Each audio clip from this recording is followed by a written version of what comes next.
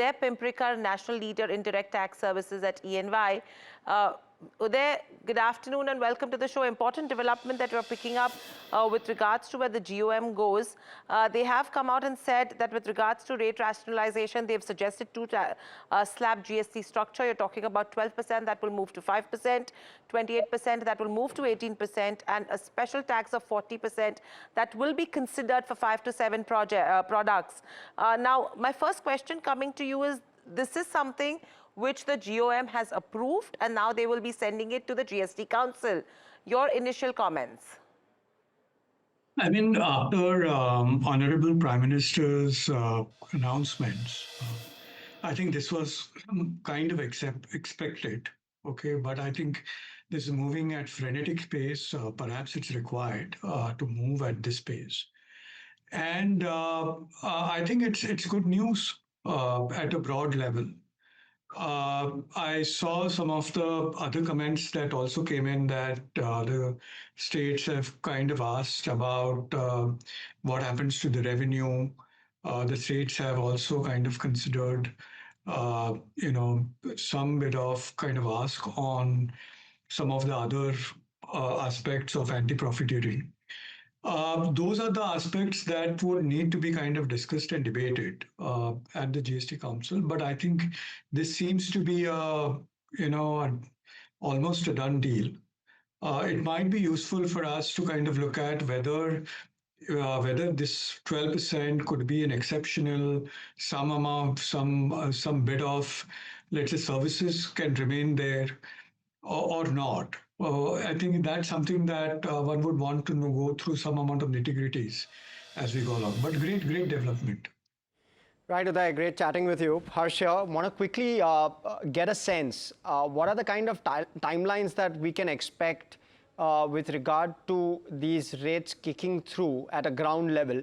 And second, is this, can we consider this as pretty much a done deal, or do you still believe that there could be some hiccups or hindrances to implementation of these likely changed rates?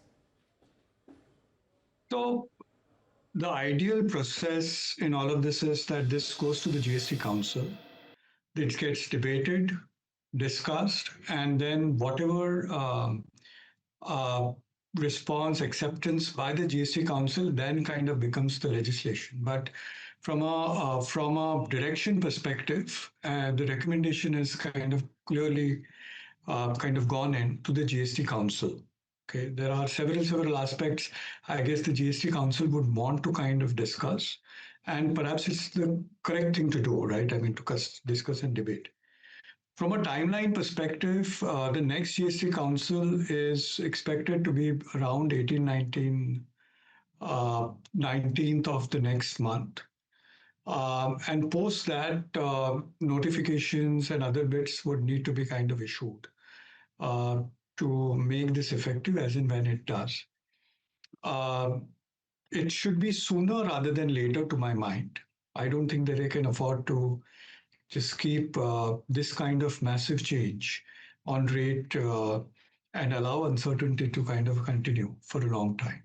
That I think appears unlikely. Uday, stay with us. We have Pratik Jain, partner at Pricewaterhouse as well. Pratik, welcome to the show. How are you looking at this entire aspect now that the GOM has gone ahead and said that they've recommended scrapping 12% and 28% tax rate, and they're supporting the 2 GST rates proposal? The next process is where, the entire plan or the proposal will be sent to the GST Council. But taking all of this into consideration and the way it has panned out right now, firstly, the rates, do they come in as a recommendation from the GOM, number one? And two, do you think that the government should be waiting till mid-September for the GST Council, or the announcement should be made? No, look, I think there's a process involved. So announcement is unlikely to be made before that. We all want announcement to be made faster. But I think government is acting very fast. So the process is that, and GOM also is comprising of various states, right? So they have taken into consideration, typically the GOM recommendations are accepted by the council. That is a trend that we have seen, but the council has to accept. If there is a disagreement, you might see voting also in the council. So it will take some time. I think the timeline of Diwali or thereabouts was being talked about, and government whenever it is notified, government would give some time before the rate is actually made effective, because you have to do a lot of planning, and there is stock across the distribution chain which is lying. Government will also have to decide what are they going to do with the anti-profiting provision. So if you recall, there was an anti-profiting provision which was applicable till 31st of March 2025, and of course the government would want this benefit to be passed on to the customers. Now, how do they make that effective? So some background work will have to be done. I think it will take some time. Uh, as the Prime Minister had announced, around Diwali perhaps would be the time when the effective rate will come down. Pratik, hi, Mahima also joining in. Just want to understand, because once this move comes in, there will be, inventory lying with a lot of stakeholders which will have input tax credit. Just want to get a sense if you have, had the chance to, ponder upon it, because sometimes it's also possible that there is an inverted, duty rate structure there. How will that pan out? Will there be relief given there? Any idea as to what should be done there? Yeah, look, this is not the first time when the rates are changing. So it has happened in the past, but you're absolutely right that let's say if the rate is effective, let's say from 15th of October, and a particular commodity, the rate is reduced from 28% to 18%. Now that is lying across the distribution chain. Some of that is lying at my facility or my manufacturing facility as a manufacturer. Some of that is lying with the dealer. Some of that with the retailer, and so on which 28% has been paid. But when I bill further, I have to pay 18%. So it becomes a cash flow issue for the distribution chain, because you paid 28% and you have 18% on the output. Typically, in these kind of cases, some pricing adjustment happens, because the dealer or retailer would ask the OEMs about compensating them for the excess tax that which has been paid. So a lot of operational issues will arise, and there will be a commercial discussion, negotiation will happen, and therefore, typically, once the announcement would happen about the rate cut, the government would give some time for the industry to prepare for all of these situations. In fact, let me just go across to the, what happens with regards to the compensation cess as well. Was there anything on that front? Because there haven't been any alternatives that have been discussed with regards to where compensation cess goes. And the idea was that the GOM would have a separate discussion on any additional levy that would actually replace the cess. And the centre, as we know, is expected to repay back the loans that it has taken as well from the states by October. And this was being done in the form of cess. So what would that treatment look like according to you?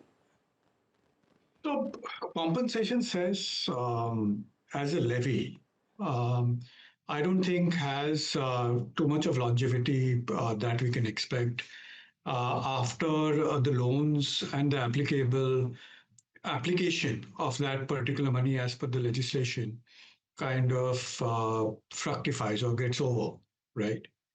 Uh, from a replacement perspective, there is a announcement to my mind which suggests that the 28%, some of the products will kind of move to 40%. Okay, so part of that collection would be collected as a proper GST.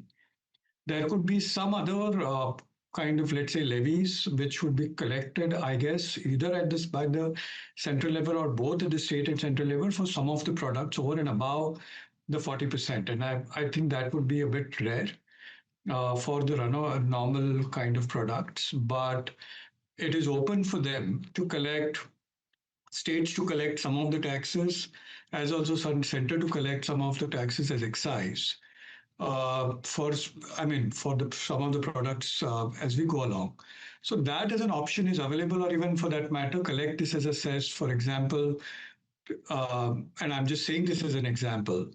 Coal earlier was liable to a energy cess, and then that particular cess got merged with compensation says. So, whereas some of that, history could kind of go about and be reverted to. But all of this is speculation. We'll need to see where all of this particular decisions get taken later on. Thank you, Uday, for joining us. Thank you, Pratik, as well, both of you, for giving us all of those views.